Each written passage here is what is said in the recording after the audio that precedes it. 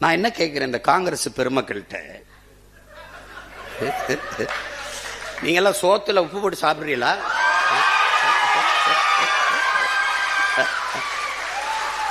உங்கள் போரான வெக்கம் இதுல ஏதாவது ஒண்ணு இருக்க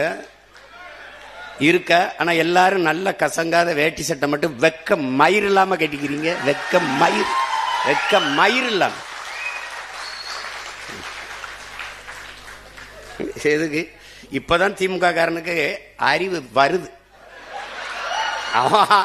அவன் இவரா எங்களுக்கு பகுத்தறிவை புகட்டினார், ஊற்றினார், காட்டினார். மங்கினில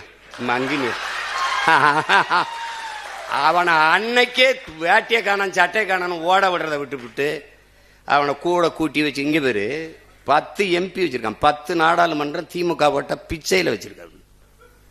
இப்ப உண்மையில மானச ரிசைன் பண்ற, ரிசைன் இட் விலகி இடைத்தேர்தலை சந்திச்சு டிவிக்கோட போய் இங்க டிவிக்கு போட போய் நின்று வாடா வா வென்று வாடா நீ போடா. கூட்டணி பெரிய கூட்டணி இல்ல, ஆட்சி அதிகாரத்தில் இருக்க நீ அவனோட கூட்டணி வச்சு இடைத்தேர்தல் செஞ்ச 3 ஆண்டு இருக்கு. ரிசைன் பண்ண உடனே இந்த இடைத்தேர்தல் வச்சு நின்றுவா வென்றுவா நீ பாப்ப. இந்த திமுகவால தேர்வு செய்யப்பட்டு போன நாடாளுமன்ற உறுப்பினர்கள் என் நிலத்திற்கு, என் மண்ணுக்கு, என் மக்களுக்காக பேசிய ஒரு வார்த்தை விடு. இந்த மாநிலங்களவை உறுப்பினராக சென்றவர் என் மண்ணுக்கு மக்களுக்குமாக என்ன பேசுவர்?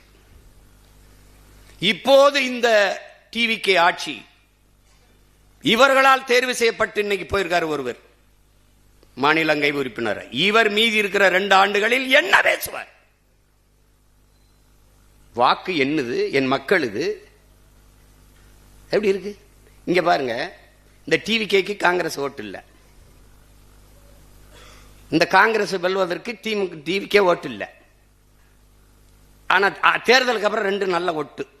உறுப்பினர் திமுக வீட்டில் தட்டேந்து ஒரு சீட்டு, இந்த டிவிகே வீட்டில் தட்டேந்து வீடுக்கு கையேந்தி பிச்சை எடுக்கிறது, இந்த வீடு கட்சிக்கு கட்சி தட்டேந்து இந்த சீட்டு வாங்குறதுக்கு வித்தியாசம் என்ன இருக்கு உனக்கு? நீ எதுக்கு இது ஒரு கட்சின்னு வச்சுக்கிட்டு பேசிட்டு இருக்க? நீ எதுக்கு ஒரு கட்சின்னு வச்சு பேசிட்டு இருக்க? நீ இது ஒரு கட்சி.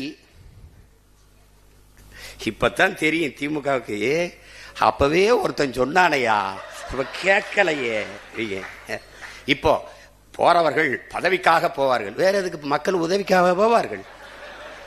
அவ்வளவு மகான்களா, புற மகாத்மாக்களா?